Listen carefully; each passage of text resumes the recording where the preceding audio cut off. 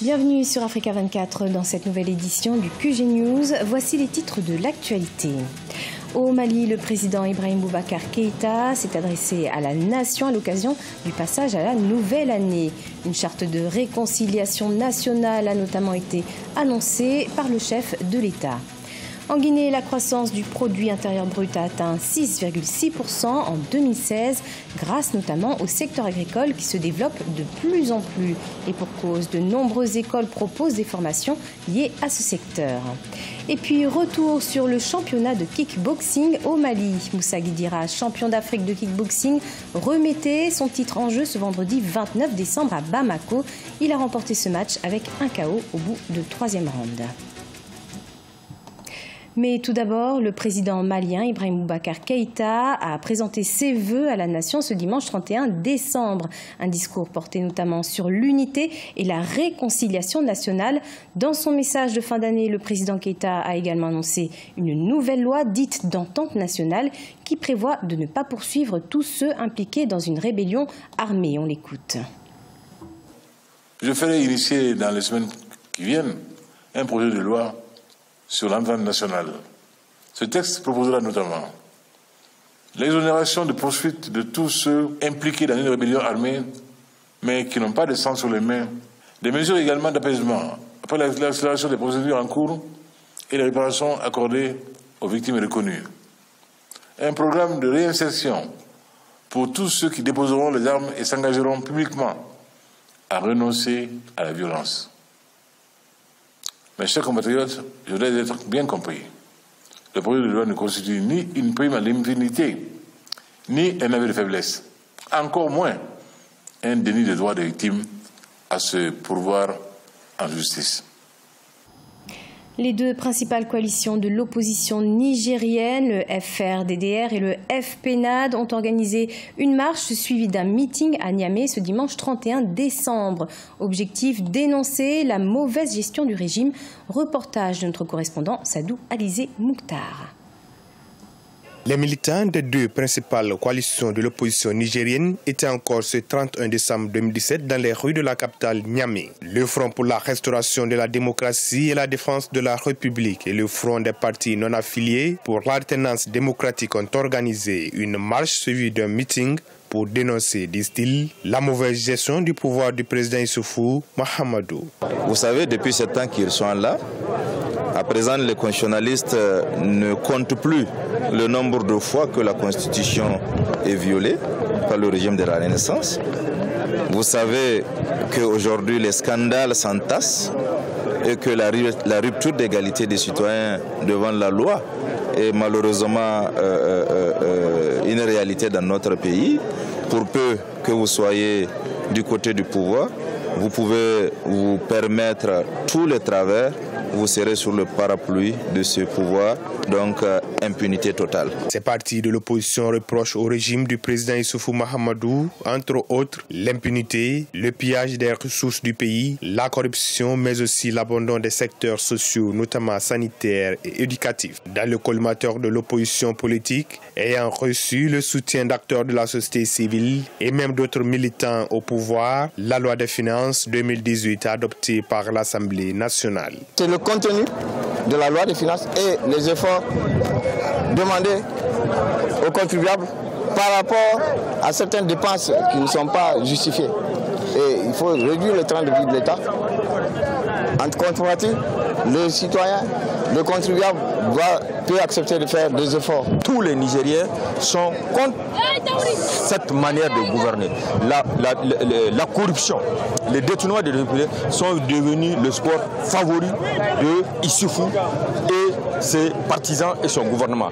C'est ce qui explique notre présence en tant que citoyen pour soutenir l'opposition, parce que ce que l'opposition défend, en partie, c'est aussi la revendication de la société civile. Pour rappel, plus de dialogue entre pouvoir et opposition au Niger. Depuis le début du second mandat du président Issoufou Mahamadou, ces rapports de défiance entre pouvoir et opposition. Cette manifestation intervient après 2 tentatives de marche de la société civile contre la loi des finances 2018, interdite par les autorités municipales.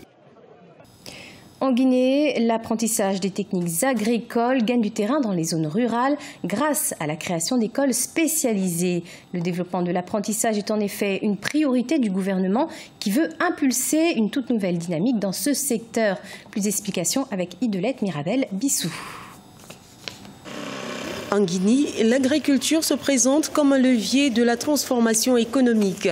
La tendance en milieu rural étant de professionnaliser le secteur agricole pour participer au développement du pays, l'on assiste de plus en plus à la naissance des écoles de formation sur les techniques agricoles, à l'image de l'école de formation professionnelle agropastorale située à Kindia, à 135 km de Conakry. Ce centre de formation rurale permet aux jeunes ruraux qui n'ont pas d'alternative, soit ils sont déscolarisés ou même non scolarisés, mais tous pratiquent l'agriculture parce qu'ils sont dans des familles d'agriculteurs.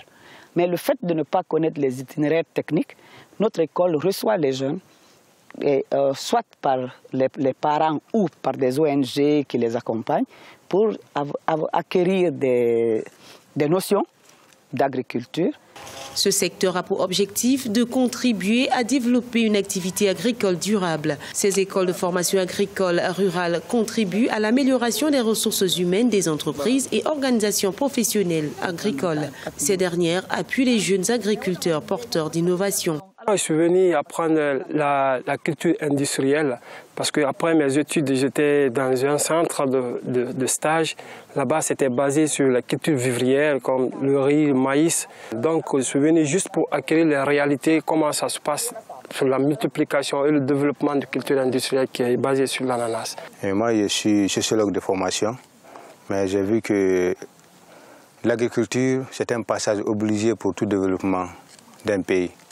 Ainsi, je me suis intéressé à l'agriculture. Donc, pour ne pas rester dans le chômage après l'université, je me suis dit que il faut aller vers l'agriculture pour vite partir et créer ma propre entreprise et employer d'autres personnes et surtout employer aussi.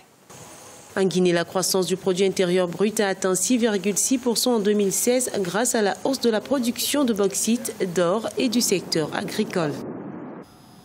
Champion d'Afrique mi-lourd de kickboxing, Moussa Guidira a joué gros ce vendredi 29 décembre au Palais des Sports à Bamako. Un titre de champion d'Afrique remis en jeu qu'il a acquis en 2015, opposé au Nigérian Godwin Daniel. 3 rounds ont suffi pour conserver sa ceinture. Retour sur ce match avec Mokhtar Bari.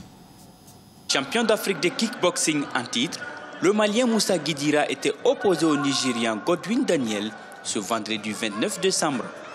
Moussa Guidira, âgé de 33 ans avec 29 combats, dont 25 victoires, 3 nuls et 1 défaite, remettait son titre en jeu face à un challenger qui lui avait au compteur 25 combats avec 21 victoires, 2 nuls et 2 défaites. Moussa Guidira est un bon combattant. Malheureusement, le combat ne s'est pas passé comme nous le souhaitons. Mais la prochaine fois, je vous assure que je le battrai en moins d'1 round.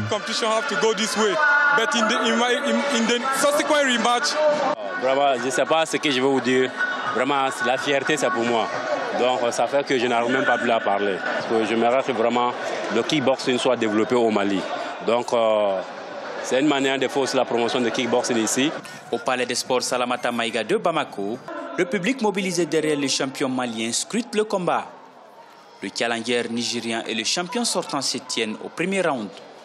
Au second round, Moussa Guidira assène des coups à son adversaire en difficulté. Au troisième round, c'est le KO.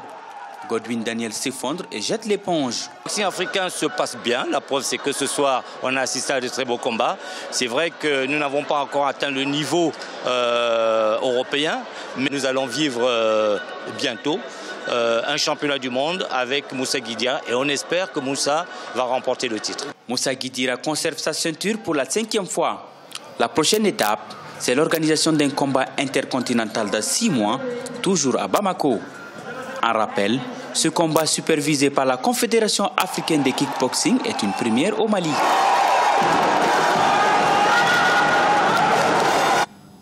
C'était le journal de la rédaction. Merci de l'avoir suivi. Retrouvez dans un instant une nouvelle édition de l'information sur Africa 24.